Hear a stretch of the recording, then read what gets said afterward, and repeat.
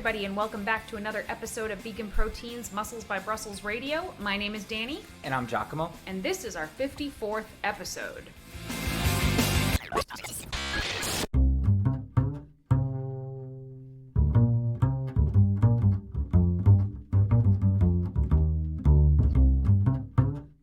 Alright, so this has been a wild couple of weeks, and actually, this is probably going to be the first podcast in about 6.5 months that might come out one day late. And you know what? I'll freaking take it, because we're recording it right now on the day it's supposed to come out. And why is that, Giacomo? Well, first of all, you said you'll freaking take it, and I don't know about all that. The Danny that I know is, like, pissed that we're a day late. Like, the Danny that I know is like, I get the job done. When it's the due date, it's, but I'm saying to myself, well, we had 2 back-to-back trips. We were in Anaheim 2 weeks ago. The very next weekend, which was a couple of days ago, we were in Dallas. Despite our best efforts to batch record content, despite our best efforts to fire on all cylinders, hey, we're human, and we're not going to be like, we can do everything. We can't, Sometimes we're balanced, and sometimes we get a little unbalanced, and we have to figure out how to harness self-preservation and self-care and, get back down to the basics. And that's what I've been gunning for over the past couple of days, knowing that it's kind of crucial. Guys, he's preaching at me right now. He knows this is what I need to hear at the moment. Also, if you see that this podcast hit iTunes or Spotify or Stitcher on Tuesday at some time, you'll know that I made the cut of getting it out there today. But yeah, Giacomo's right. I probably need to find some more balance to my life at the moment. I mean, in your defense, I'm also the one that says yes to everything and let's do everything. And Danny's like, but this, but that, but the house is going on fire. I'm like, I don't give a shit if the house is on fire. We got to do things. And so you could easily say I told you so because I sort of set us up for this. But yeah, regardless, I'm coming back to you. You're all about that balance. And I'm saying you're right as well. Let's get back to it. So we just got home last night from Dallas. We did the Dallas Europa, and that was totally different than the Anaheim Fit Expo, which was the week prior. So in Anaheim, which is, LA area, like every other booth there was vegan friendly. So it was quite the vegan scene. And then the following weekend we were in Dallas, and as we were setting up this expo that probably had about 200 booths or so, there was us and Lenny and Larry's Cookies. And actually this one other booth called Read the Label that makes these plant-based sauces. But that was it for vegan booths. And I was like, oh, we're not in Kansas anymore. This is going to be totally different. And you know what? It was freaking awesome. We had more people come out specifically to see us in Dallas than we did in Anaheim, which is kind of crazy, by a lot. And I don't know if it's because Dallas just doesn't have a ton of big vegan events compared to LA. I mean, who has a ton of big vegan events compared to LA? Nobody. But that was really, really cool. And we did not get roasted the way I thought we were going to. Well, for one, as far as people coming out, you and I do have some deep roots in Austin due to Plant Built, but I also think we're not the only ones that realize that it's important to make a presence in Texas, in Dallas, and so the vegans came out to play and be like, hey, we're here and our voices and our message are going to be heard, and that's pretty much what we set out to accomplish, and that was what happened.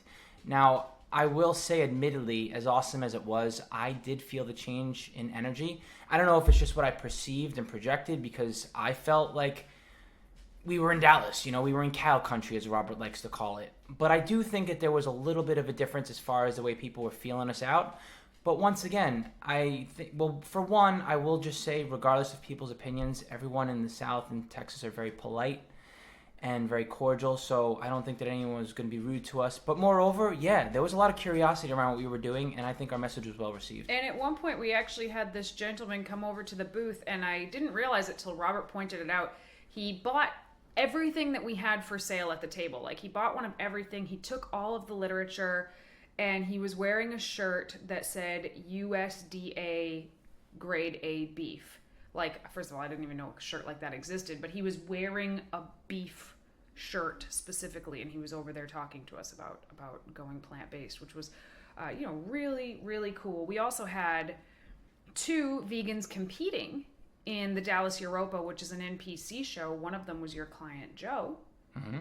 And he freaking killed it. Killed it.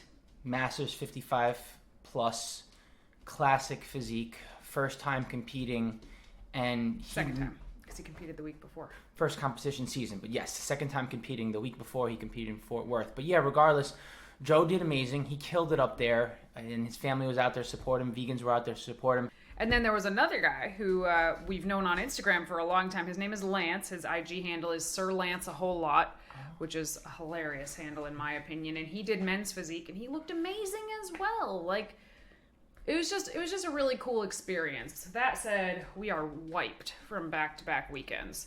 Now, there were lots of other memorable moments and stuff to share, and we decided to do a vlog about it as well, which will be up on YouTube probably a day or two later than we normally do, but you'll get it before the end of the week. And anyway, if you're curious to know a little bit more and get a visual of the overall experience at Dallas, check that out on our YouTube. But why don't we dig right into what we want to talk about today on this episode?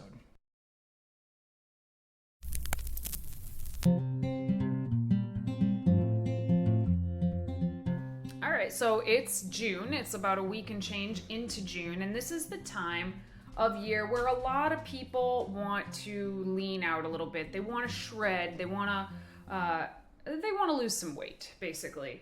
And is that good or bad? I don't know. That's not for me to decide. People set their own goals. I just help them get there. But a lot of people want to lose weight, and I'm in a lot of fitness Facebook groups, and something I see come up a lot is questions from people that essentially the question is like, I can't lose weight no matter how hard I try. I don't know what I'm doing wrong. I don't think weight loss is for me. And it's just something that I wanted to talk about because I feel like there's a lot that needs to be said about this particular topic where people just think they can't lose weight and what that usually comes down to. For one, for the record, I never discourage anyone from setting a micro goal because you never know what's going to be the catalyst for long-term change. And I think it's important to not lose perspective on that. Like, ultimately, where are we coming from and where are we looking to go long-term and how to do it in a sustainable fashion? There's absolutely nothing wrong with setting a short-term goal of weight loss for, say, the changing of the season. And you want to be out in the summer and feel comfortable in your body. You want to make a little bit of a progress in regards to weight loss. That's totally cool. The thing of it is, you have to realize that it's still going to take time. Nothing's going to happen in 1, 2, 3, 4 weeks. And there is some things that you'll need to learn, not just through experience, but before you even get started. First and foremost, the golden rule here when it comes to weight loss is that it is calories in versus calories out. And I think it is important to accept that as truth and as fact, because if you can't understand and wrap your head around that, you're going to get caught up in some guru kind of stuff. You're going to get caught up in some sort of like, well, I can just eat all the fruit because I'll naturally feel full. Like our behavior around food, whether we realize it or not, influences our ability to diet.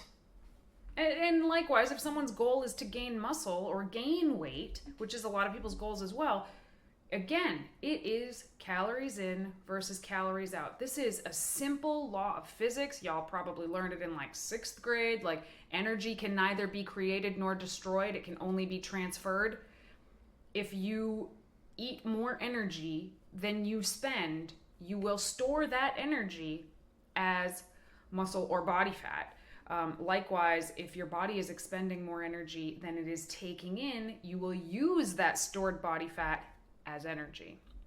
So, as much as everybody has heard it, it's been said a million times, but I don't think that it's 100% understood that all weight loss, whether that's fat loss or muscle loss or weight gain, whether that's muscle gain or fat gain, it all comes down to calories in versus calories out.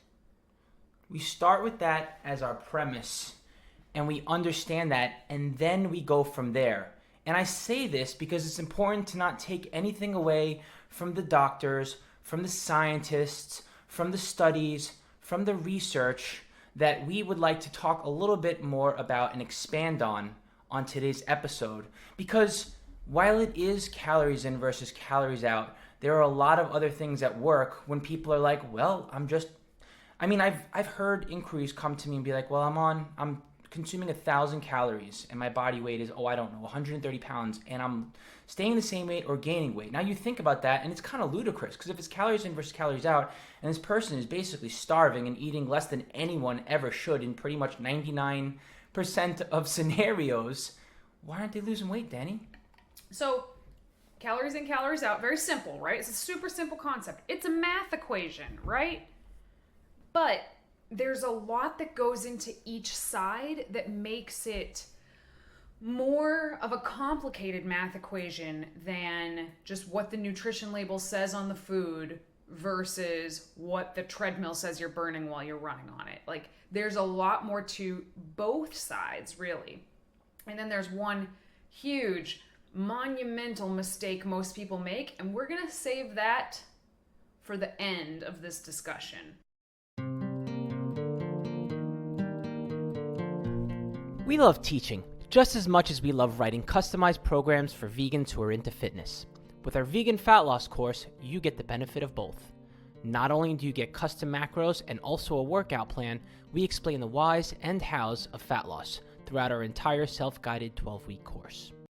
You'll receive exclusive access to our VIP area on veganproteins.com, where you'll have access to our private menu planner and other tools. With a combination of self-guided curriculum, hands-on monthly updates, and access to our private coaching community, you'll be set up for success from the moment you sign up. If your goal is to learn all about how to efficiently lose fat on a vegan diet and apply it to your lifestyle, then this is the course for you. If you're interested in learning more about and signing up for our 12-week vegan fat loss course, you can visit veganproteins.com or use the link in our show notes. Or you can submit a coaching inquiry by hitting the coaching tab on veganproteins.com. Reach out anytime, as we always look forward to hearing from you. So we'll first talk about the ways in which we can really misinterpret how much we're consuming and the ways we can really misinterpret how much we're actually expending, so that we think we're eating less than we're burning, but we may not be, whether that's of our own fault or just something going on in our body. So we'll get into that. Obviously, this isn't going to cover all of it, and very, very obviously, Giacomo and I are not doctors. So if you think that you might have certain conditions that we will mention in a bit, definitely talk to a doctor about it. Don't do your research for this one on the internet. Talk to a doc. Okay, so first we're going to talk about calories in, the calories that we're taking in, and how even when you are tracking stuff in MyFitnessPal, like, it can be wrong, and that's important to know. So first, we've mentioned this before on the podcast. In the United States, anyway, nutrition labels can be up to 20% off in terms of calories or carbohydrates or fats or what have you, up to 20%. So if you're eating something that's 100 calories on the label, could be 80 calories, could be 120 calories. Now, if that's something you're eating every day, sometimes multiple times a day, that can add up to a huge difference. And of course, this isn't something you can know. So you'll never know if something is over or under, really, unless you have a bomb calorie meter in your house, which we don't. That only exists in a lab. So I like to tell people, this is just something that I like to think about. If the macronutrients on something sound too good to be true, they probably are. They probably are. I've seen a lot of like diet foods come out, you know, they exist, everybody loves them, and then it comes out later that the labels were actually wrong, like pretty dang wrong. And it shouldn't come as too much of a surprise that if something tastes like amazing and the macros look insane, they are probably off. And not to go too off tangent over here, because ultimately if our goal is simple and it's weight loss and we track, we should be all right. However, this is an inherent flaw in flexible dieting, because if we wind up eating too differently on a daily basis and nutrition labels are off, our daily caloric average will likely be off. Does that make sense? Because if you think about it, if you're eating the same foods again and again, it doesn't matter if they can have a variance of plus or minus 20% calories per food choice, because you're eating the same foods every day. Your caloric average is going to be the same. Who cares if it's slightly off? It's a little higher and lower than what you thought. You're still at the same maintenance, surplus, or deficit that you're consuming on average. Once again, not to go too off tangent, but that is one of our strategies, and we talk about dieting strategies, and I forget which episode number that is, but take a look at that. A couple episodes back. Take a look a couple episodes back, and you'll see that. So yeah, another thing is with diet foods specifically, if something has fewer than 5 calories per serving, or if something has fewer than a half a gram of either carbs or fats per serving, they can legally list it as 0. So if something has 3 calories, they can put it as 0. So if something has less than a half a gram of fat per serving, they can list it as 0. And you're probably like, Danny, who cares? It's a half a gram of fat. Let's take, for example, cooking spray, something that I use plenty. 1 serving of cooking spray is a 1/4 second spray. Now, I don't know about you, when I'm spraying like a baking sheet to roast my vegetables, for example, it's probably taken me about 3 seconds to spray the whole sheet. 3 seconds is 12 servings, so that's going to be 6 grams of fat. That's like 50 calories. If you're doing that every day, it tacks something on, but we're counting it as 0. And again, this is not to make you super neurotic about what you are tracking or like afraid to use cooking spray or chewing gum or whatever. It's just so that you can be aware that the caloric intake can sometimes be off.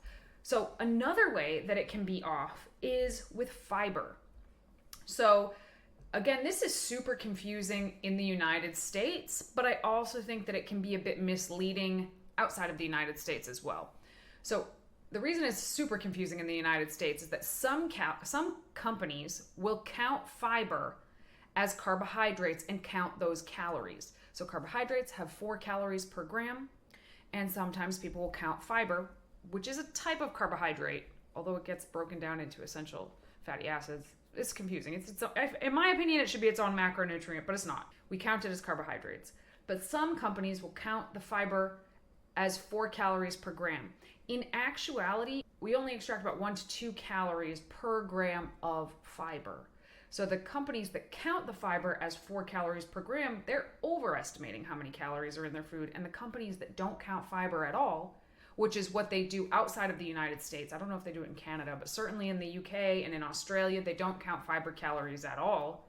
But there are some calories in fiber, just fewer.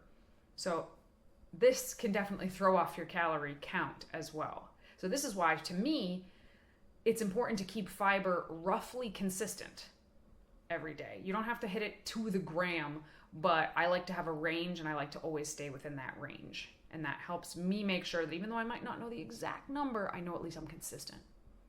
Yeah, for sure.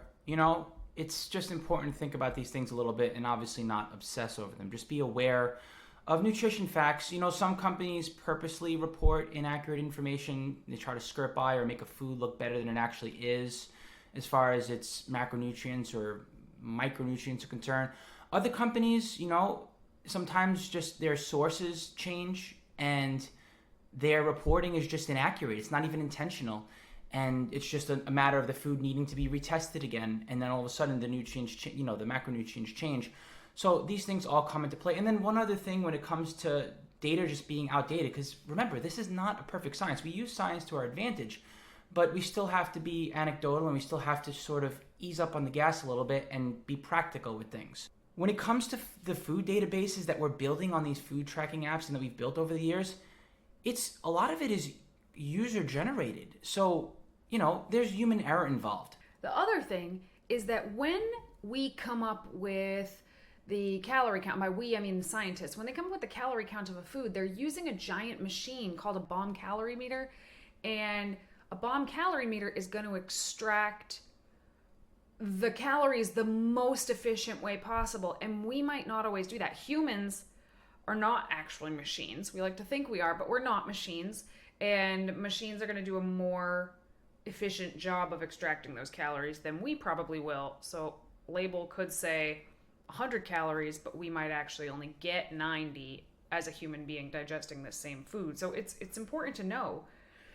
Another thing is the difference in products. Particularly, you would think that this is just products and packages, but it's actually not. But let's talk about the packaged food first.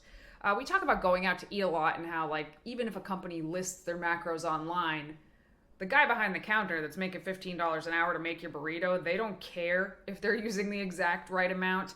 And a lot of food companies are kind of gonna be the same way. Like, yes, they have their product tested, maybe. Smaller companies often print their own nutrition labels without ever having it tested. Shady, I know, but it's true. But bigger companies, they'll get their product tested, but that doesn't mean that you don't have batches that might have a little bit more of this or a little bit less of that, or the serving size is really weird. Like, bread is a primary example. Most slices of bread are listed on the label as being 28 grams or so. If you take a slice of bread and throw it on a scale, though, it could be a completely different amount. So you could be accurately tracking one slice of bread, and it could actually be the weight of 1.5 slices of bread. It can be that big of a difference there. Well, yeah. I mean, it's not like food companies are trying to standardize everything to the umpteenth degree. Well, they are. Big ones. Really, really big companies are. But not necessarily the small ones. Or medium-sized ones. Like, let's take Dave's Killer Bread. That's a prime example. It's not Wonder Bread. It's not a huge company like that, but it's not like a little mom-and-pop shop either. It's like a mid-range. But you know that you've gotten batches of bread that are a little different than other batches of bread. That's going to affect the nutritional content. Good point. So that's packaged food, but also there are things that affect, yes, good old fruits and vegetables, nuts and seeds, and legumes, and things that grow right out of the ground can have different calorie contents. This is gonna probably upset you. So, growing conditions in which certain produce is grown is going to change the nutritional content of it. So things like soil, the climate, the sunlight, other factors are going to change, obviously, the nutritional content for vitamins and minerals for sure, but also sometimes the caloric content as well. And also the ripeness at which something is picked. And something I think we can all definitely relate to is a banana. You ever eaten a green banana versus a very yellow spotty banana? The green one is super starchy, not very sweet. It leaves a funny kind of feeling in your mouth, whereas the yellow and brown spotted banana, super, super sweet, a lot softer. Those are going to have different nutritional values between the two fruits. Even if it's the same fruit just a week and a half later, it's going to have different nutritional content. Well, let me stop for a second and just make sure that I'm understanding you correctly, because we're throwing out a lot of information over here, and I want to make sure we're all digesting it. Lol. Are you saying that the higher the nutrient value of a food, the more digestible it might be able to be? Not necessarily. Okay. Not necessarily. I'm just saying that if you pick a green tomato, it's going to have a different nutritional content than a red tomato. Okay. Not that it's better or worse or more or less digestible necessarily, but just that it's different. But we just always call a tomato a tomato. And I actually have this problem when I'm eating plantains, because plantains are a good example. You can eat them bright green or you can eat them almost black. I know that they have a different nutritional content. I'll be damned if I can find it. Like, it's very hard to find. So, but I know it. So I know that when I plug it in, I'm getting close, but it's not perfect. And I have, just a side note, I have so many clients that get hung up on getting their intake absolutely perfect the way they've plugged everything in, and I admire the tenacity of that, but it's a little bit funny because it doesn't matter how perfect you are, you have to accept the fact that it's going to be wrong. Yeah, you're making me think of like one specific example where the obsessive person in me would be like, oh, that client has tracked the calories in their spices. Maybe I should try that one day too. But like, these things, do we really necessarily need to go there? Probably not. I mean, maybe at the end of prep, just for the sake of consistency, but it's still going to be wrong. Mm-hmm. Walden Farms all the Walden Farms products are listed as 0 calories. You drink a bottle of that shit, it's almost 50 though. So, and that sounds gross, but when you're deep in prep, like, that happens. Other things, the length of time that something is stored. So if you have oats harvested, or rice doesn't go bad, assuming it doesn't get bugs, it doesn't go bad. But the older it is, the nutritional content is going to change. So how could you ever know that? You can't. And lastly, kind of what you said about like, oh, does it change how much nutrition you can get from it? Cooking your food versus having it raw is going to change the nutritional content and sometimes the calorie content as well. Again, it's not better or worse depending on the food, but it does change it, right? Mm-hmm.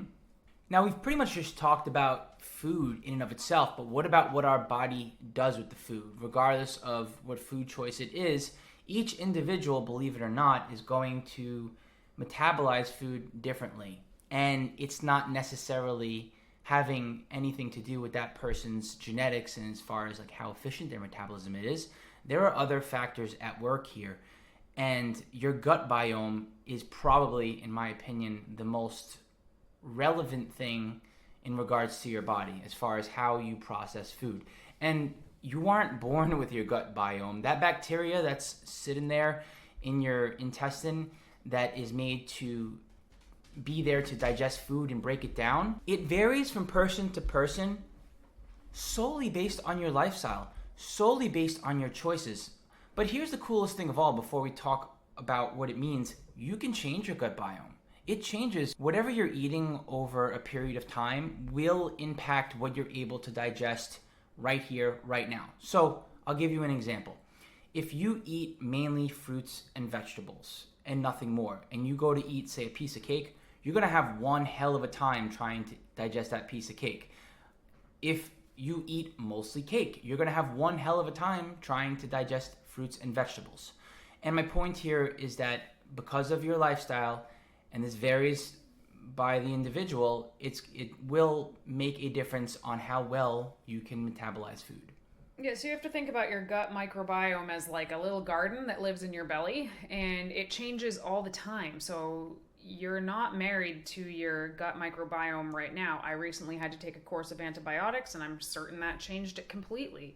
So certain bacteria eat certain types of food, so they digest those foods for us. So certain guts are just better at extracting calories from certain foods than others. So as far as I know, we won't know exactly like what our flora situation is. Like, you can't know that. All you can know is that everybody's is different, and it changes how well you extract or don't extract calories and nutrients from food. I feel like this can kind of be a check mark in the pro column for flexible dieting, because if you're the type of person that eats a variety of foods, but you wind up overly restricting one type of food, say like, I don't know, pizza, ice cream, whatever, and then all of a sudden you go on a bender for a couple of weeks, you're going to have a hard time breaking down that food. But if you have a variety of food and a healthy relationship with food in general, and you just eat smaller amounts of foods that you don't want to overindulge in, chances are you'll still be able to break them down better. Okay, so that I think mostly covers calories in. Now let's talk about calories out. So if you think calories in is confusing and variable and unknowable, calories out is way more unknowable. I think it's way more off in terms of the way most people record it. To me, that's an even bigger question mark. So let's talk about calories out. So we know that there's certain ways that we burn calories. We burn calories just by being alive, like breathing and sweating and sleeping. That's our basal metabolic rate. Then we actually lose some energy with all of the food that we eat. We burn calories just digesting food. That's called the thermic effect of food. So that's a way we burn calories.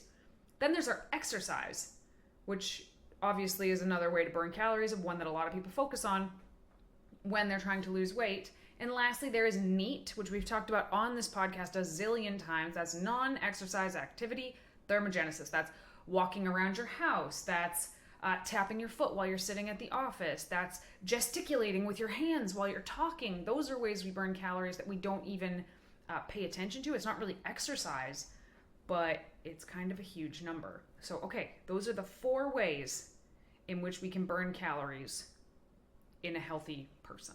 Basal metabolic rate. We can't change that very much. Not deliberately. We cannot deliberately change our metabolic rate, basal metabolic rate. To some extent, based on how much muscle you build, right? Yes and no. Bigger people burn more, smaller people burn less. But tis the nature of basal metabolic rate. It all comes down to how big or small you are, basically. Fair enough. So let's say somebody is trying to lose weight and they've calculated their what they think they need in terms of calories to lose weight. But then they do lose weight. Now they're a smaller person. Well, now they're burning fewer calories just because they are smaller. Next is the thermic effect of food, which there are ways that we can boost this, but it really only makes up about 10% of the calories that we eat. So by eating more protein, we'll burn more calories because it's just harder for our body to break down. But again, as you decrease the amount of food that you're taking in, of course, that's going to decrease your thermic effect of food. So that's another way that when we're dieting, we're actually burning fewer calories. So what does that leave us with? Exercise activity and non-exercise activity. Neat. Outside of our basal metabolic rate and the thermic effect of food, we can greatly impact our net caloric burn for the day, right? And that can increase over time. And that can increase the total number of calories burned over time, which deepens the caloric deficit, and therefore we have more weight loss, right? That's the nature of weight loss. When it comes to exercise, we might think that we're burning a certain amount of calories, and we may not be.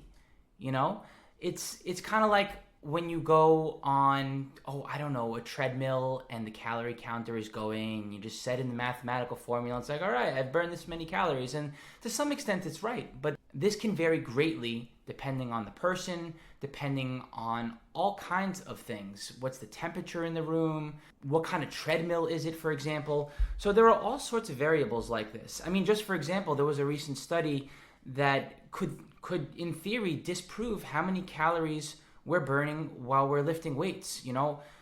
10, 20 years ago, we used to think that we could burn up to 400 to 650 calories in an hour. And there was a recent study that came out that says when you weight lift, it's maybe closer to 100 to 300 calories an hour. I mean, like I said, there's no hard evidence here, but it may not be what it seems. So I guess my point here is, more than anything, I'm going to get back to like real world practical things.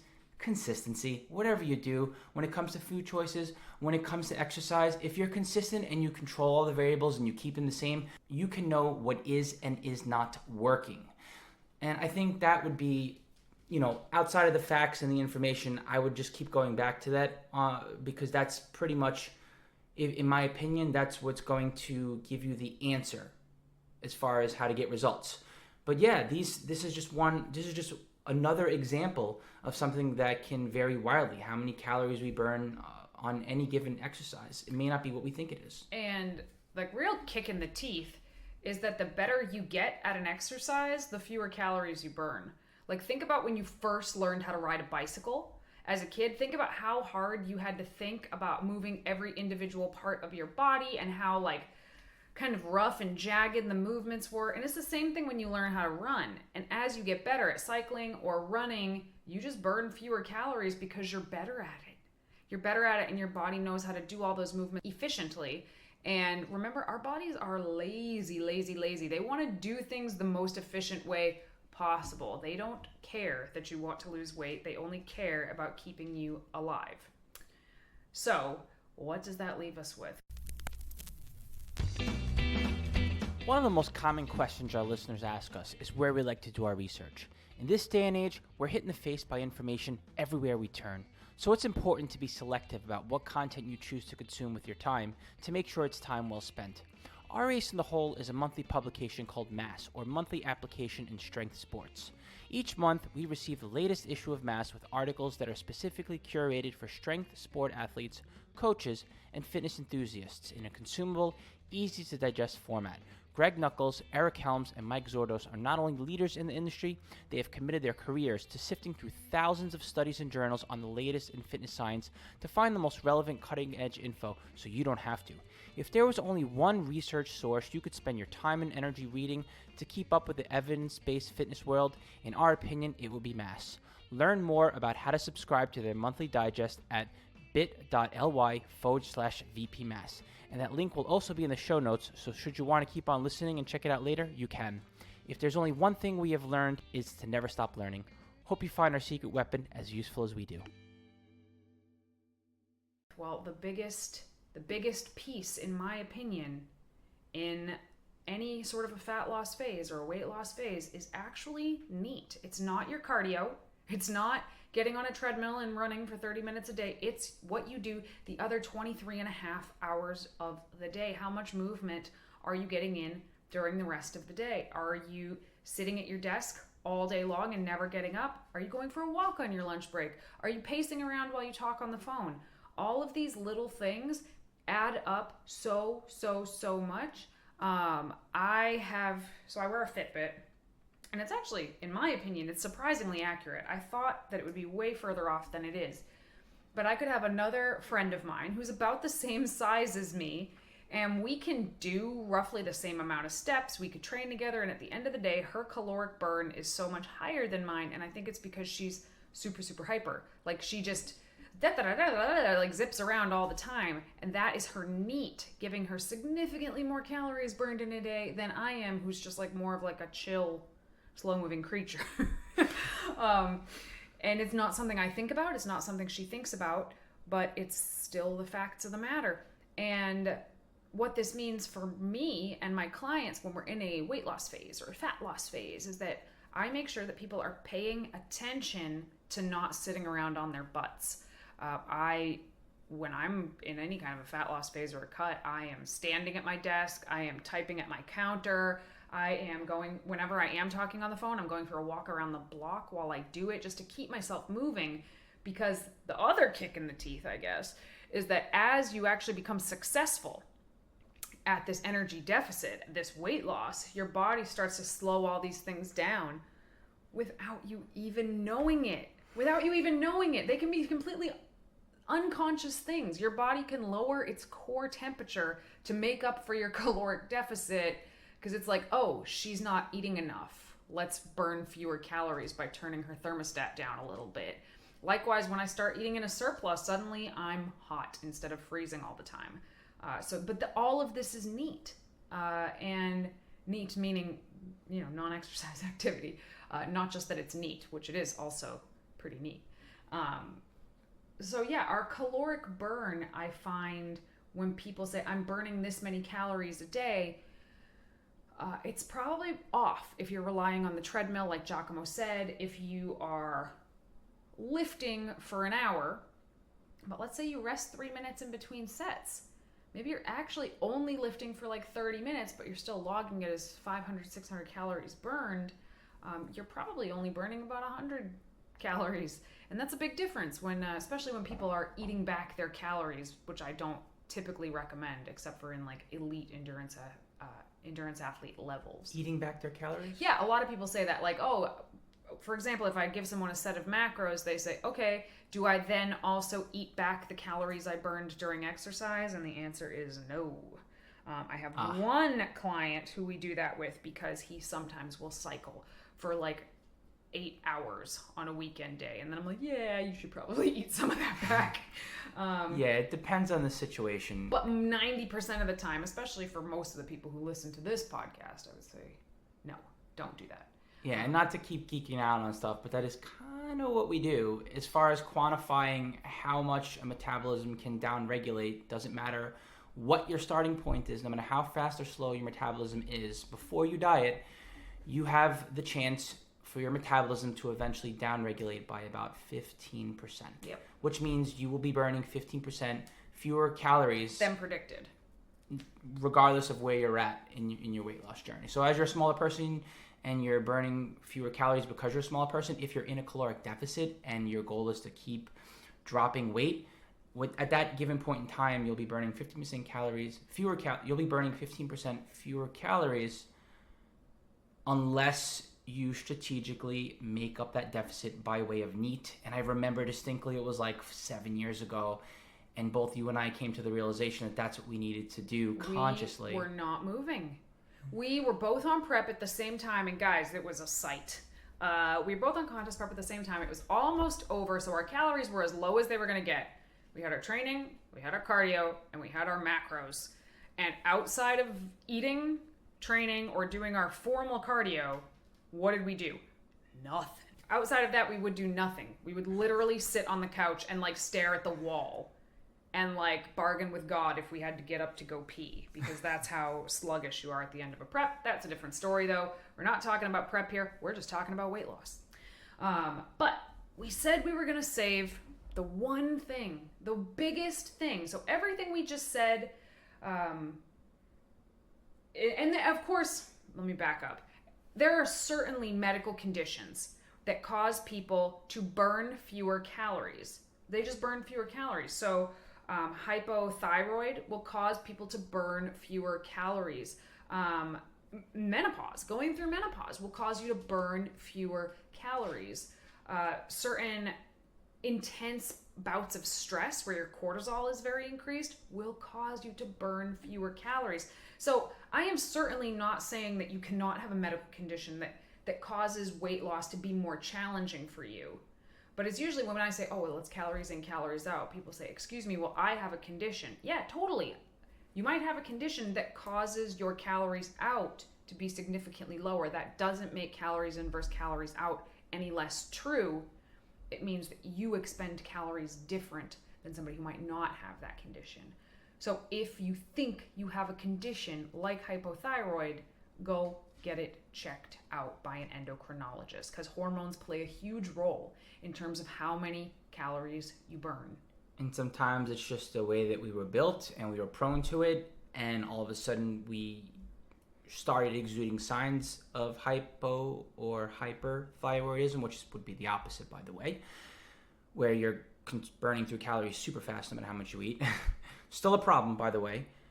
And also, anecdotally speaking, if you're constantly trying to be in a deficit for years at a time, you may even disrupt your endocrine system and may even have problems with your thyroid. So we've seen things like that happen too. Just food for thought, I guess. You can change the way your genes are expressed by your lifestyle choices. So even if genetically you might burn fewer calories, there are things you can do to work with that, especially if you have that knowledge. So myself personally, I burn fewer calories than most other people my size. It's not abysmal like I've seen some people's, but it is lower, and I just know that I need to deliberately get my ass up and move more than maybe somebody else who's otherwise my exact same size and activity level. I just need to move more to burn the same number of calories, and that's okay. It's not the end of the world. We're all built different, and we didn't all get dealt the best hand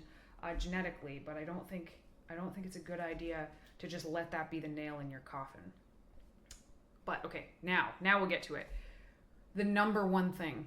This is the number one thing that people are doing wrong in terms of weight loss. And I would say easily 90% of the time, when I come across somebody who says, I don't know, I'm doing everything right, I'm eating 1,000 calories a day, I can't drop a pound, I make them keep a hardcore food journal. And 90% of the time, y'all, they are under-reporting their intake. And that, to me, is the number one. I mean, it's the number one thing to me, is the calories in, calories out. They're taking in way more than they think they're taking in. Even with all those factors we started this podcast off with, like nutrition labels might be off, growing conditions, yada, yada, yada. I'm not even talking about any of that. I'm talking about actual food that is being eaten that is just not being tracked or counted. And then when I'm like, literally every bite that goes into your mouth, write it down. And we do that for a week, and it is almost always higher. And this is also backed up by research. So it's like we get stuck in this hamster wheel of continuing to try to do things, and sometimes we have to like tell a client like, well, hold on, instead of continuing through trial and error here, why don't we figure out exactly what it is that we're working with? And those are kind of tough waters to navigate, because I think for most people, when it comes to wanting to change their physique or wanting to improve their fitness in any way, shape, or form, even if it's just performance in the gym, we want fast results. We want to be impulsive about it. And really, we have to take the time to learn about ourselves, learn how many calories we're actually getting in. If you don't know what your starting point is, you have no idea where you're going to be able to go. And straight up, the first 5 days where you want to figure out where your starting point is, just logging in a food journal, I can't tell you how many times we can't even get, there's not even necessarily an interest in crossing that starting line, but you do have to take those 3, 4, 5 days and figure out how much you're eating and be honest with yourself. That's it. I'm going to pause you right there. A lot of times people say, well, I'm eating 1,000 calories a day. And maybe they are eating 1,000 calories a day for 4 days. And then on the 5th day, they just can't do it anymore. They eat 3,000 calories. And then the next day, they still feel bad about themselves. Maybe they eat 2,500 calories. And then maybe on the 7th day, they eat 1,000 calories again and start the week over. So actually, when you average it out, they might be eating 1,600 calories a day when you average it out.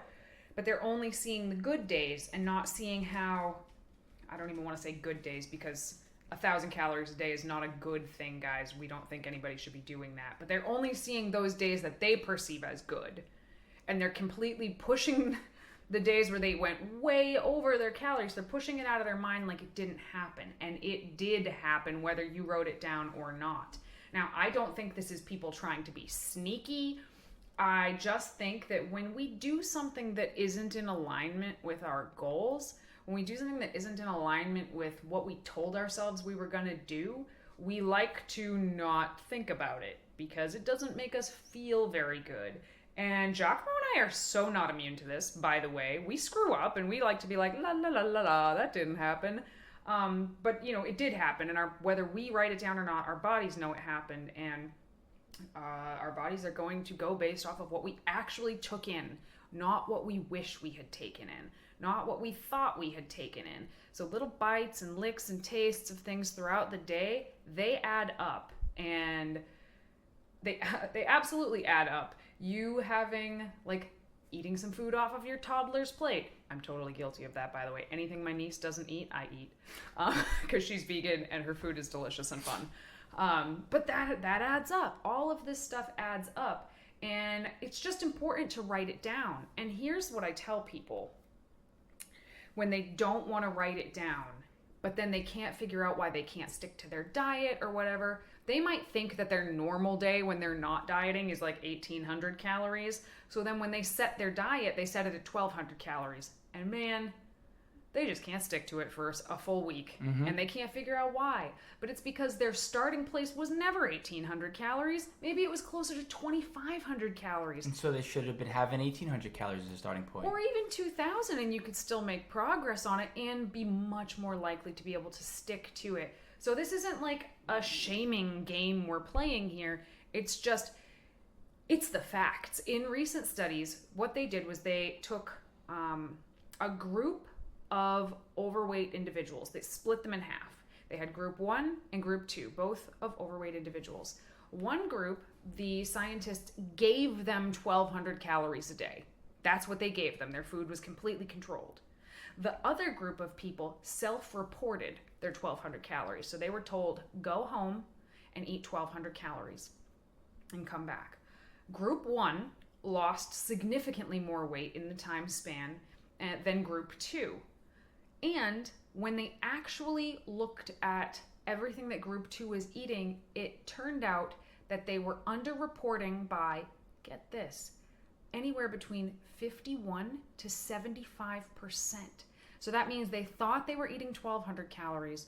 And this was for science, mind you. This isn't just being accountable to only themselves, like most of us are. So they thought they were eating 1,200 calories. They were actually eating anywhere between 1,800 and 2,100 calories a day. And none of them had documented psychological issues. And during all of the interviews, all of them said I'm eating pretty normally, which they might have been eating normally, because it's normal to underreport. It's not until you really dig in and say, all right, God damn it, everything I eat, I'm going to track it, even if I hate the number that I see. Even if I plug everything in and I'm like, oh, and this has happened to me where I'm like, I'm eating about 2,000 calories a day, give or take. In the off season, I don't track every day. I have a rough idea of how much I'm eating. And recently I thought that I was eating about 2,200 calories a day. And I tracked a pretty normal day, and it was 2,800 calories. And so that's what I'm eating right now, apparently. Was I happy to see that? Not particularly, but that doesn't change the fact that that's the reality of it. And that means that should I want to cut down right now, I really only need to cut down to 2,000 to 2,200 calories, not the 1,500 that I probably would have cut down to if I had continued to think I was eating 2,000 calories a day. And this is how you can turn information into application and be sensible about things instead of going by the book and being overly meticulous about your food habits, even when you're being mindful in regards to calories. Also, it's a way to be strategic. Point. We use this as a strategy where let's say we set the caloric goal at, 1,900. And we don't follow tracking super closely to 1,900. We just try to eat within a range of 1,900. We make progress, we drop weight, the client keeps going, and all of a sudden it starts to plateau. And now we say to them, okay, now I want you to be even more diligent about weighing and tracking and measuring at 1,900. So these are ways to basically be human about dieting as opposed to being machine-like. And this is a way to basically be more sustainable with your efforts, because no one wants to be overly methodical and meticulous. You don't want to be overly neurotic when you don't need to be. Sometimes there comes a time where you need to be, but you don't need to start that way all the time. But if you're trying to get a baseline of where you're at, my suggestion is be neurotic during that week. Be neurotic about tracking, because you're gonna surprise yourself. I guarantee it.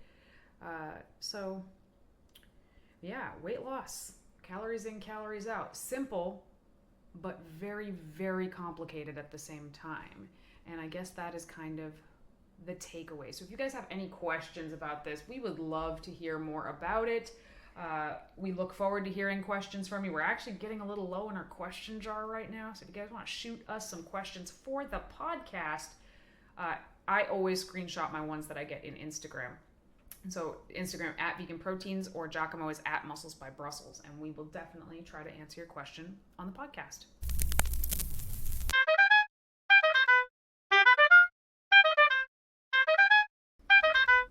All right, moving on to our question and answer segment. Our first question comes from Ann Civitella, who is a longtime client and friend and big supporter of this podcast. And she asks a question I'm going to ask Giacomo, because I think I need to hear the answer right now just as much as Ann does. How do you balance your fitness and nutrition with your work and family life? Like, how do you find the balance between all of those things? I haven't heard from Ann in a while, actually. I kind of miss you, my friend. I guess you and Danny stay in touch a lot more often, but I'm glad this question is being directed at me. It's something I'm very passionate about. It's been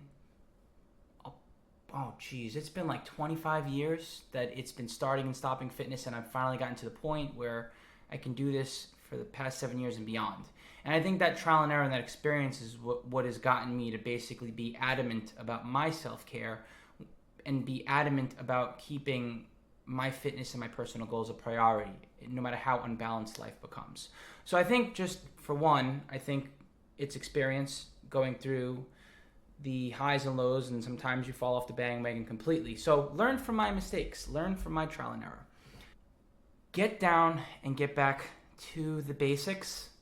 Danny and I, obviously, clearly, we live a very demanding lifestyle when it comes to being activists and having competitive goals for fitness and whatnot.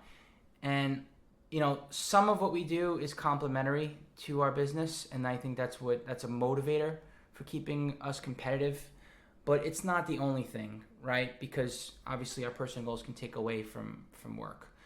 But health, it all comes down to health. That's my reason why. I got into this for health in the first place, not to perform necessarily. I got into this for health and to be the healthiest person I could over time. So I refuse to compromise my health. I know what it feels like to feel healthy, and I know when my health is not optimal. So that's when I get back to what can I do. Actionable things, well, when I wake up in the morning, There are habits that I get back to really fast when I start to see them go. Habit number one would be taking my training bag out and putting it on the kitchen floor, just reminding me like, hey, this is something we're going to be doing today no matter what. Taking my vitamins out and putting them on the counter, like I'm going to get my multivitamin in no matter what. Making my morning a routine, making my morning routine a non-option. I have to take care of my mental health, not just my physical health, especially when there is a high stress environment around me that I am choosing to be adaptable to. So meditation is major, and making time for meditation. So when scrolling is so distracting that I'm addicted to it no matter what, I take my little handy dandy machine and I set boundaries and I lock it out. I make it so I cannot tap on the social media application. I make it so that I cannot engage in my workflow that I'm addicted to, because I am a workaholic, admittedly. So I literally shut my phone down.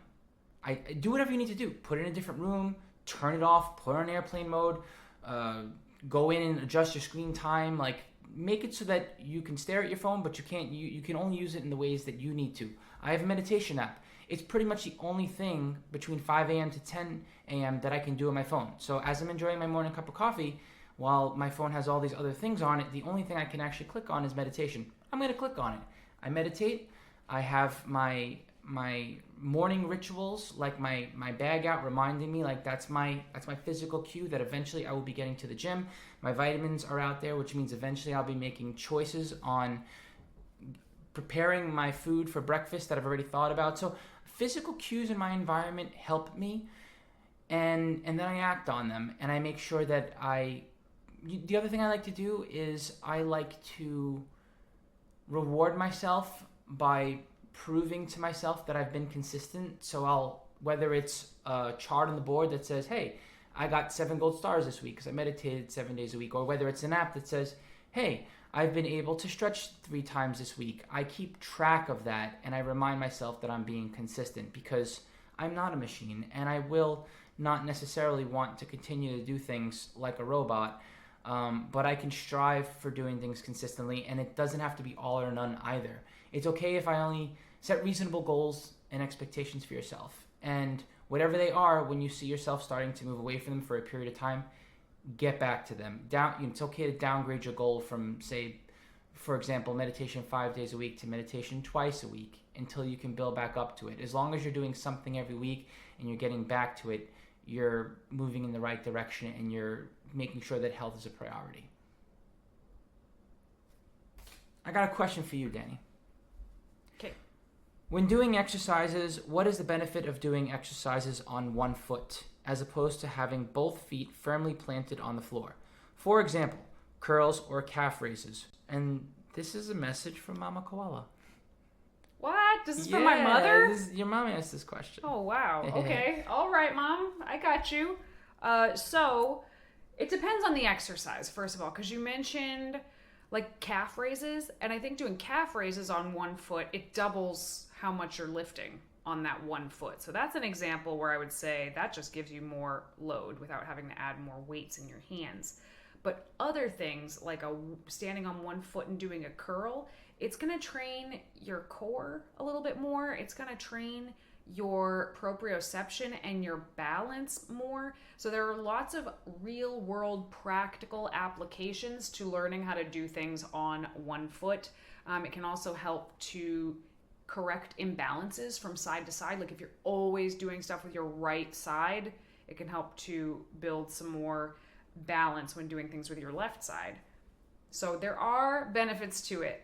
That said, building muscle, in my opinion, is not one of them. So standing on one foot specifically, balance exercises, so standing on a Bosu ball or doing curls on one foot, for example, I don't think these are great for building muscle whatsoever, because all it serves to do is cut down the amount of weight you're going to be able to lift. You can curl way more weight standing on both feet than you can on one foot. it's also safer to be on both feet when you're trying to lift heavy. Like, I think standing on an upside down Bosu ball is like a kind of ridiculous thing for most people to be doing. But, you know, some people don't have great balance and they do need to train their balance, but doing it with weights, I don't think is the smartest thing. So, yeah, I guess in short, it trains your balance, it trains your core. I think there's probably more efficient ways to train your core. But for strength and muscle building, standing on 2 feet is a much smarter move in my opinion.